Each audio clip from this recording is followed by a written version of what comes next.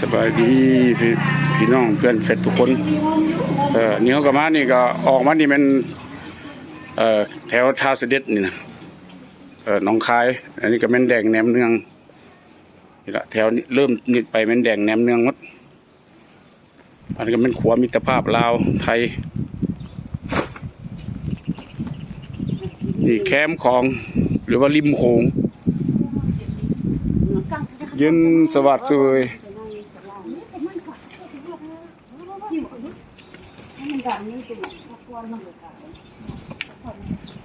ขาดดีอันนี้ก็มานั่งกินกาแฟตลอดกันมานี่แต่สุดนี้ยังไม่ได้นั่งเถอะแล้วจะไปแถวร้านไอกิทางใต้พุ่นละโอ้แถวฝั่งลาวมันก็เฮ็ดเจือนเนาะตะลิงเจือนแถว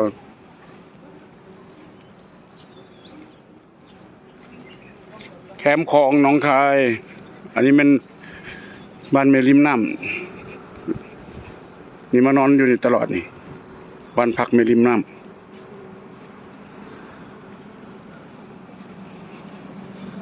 อันนี้ศาลานี่ให้เป็นในพักผ่อน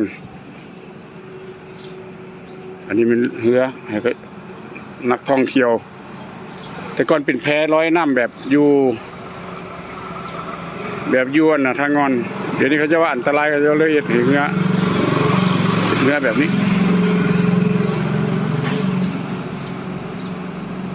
เดี๋ยว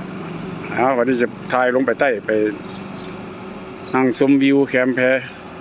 นั่งแพชมวิว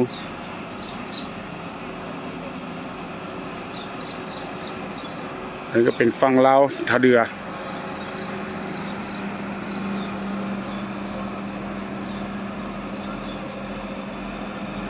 มันเหือแพเขาจะบนเหือเป็นเหือแพว่าจะเลยแต่บนแพสวัสดี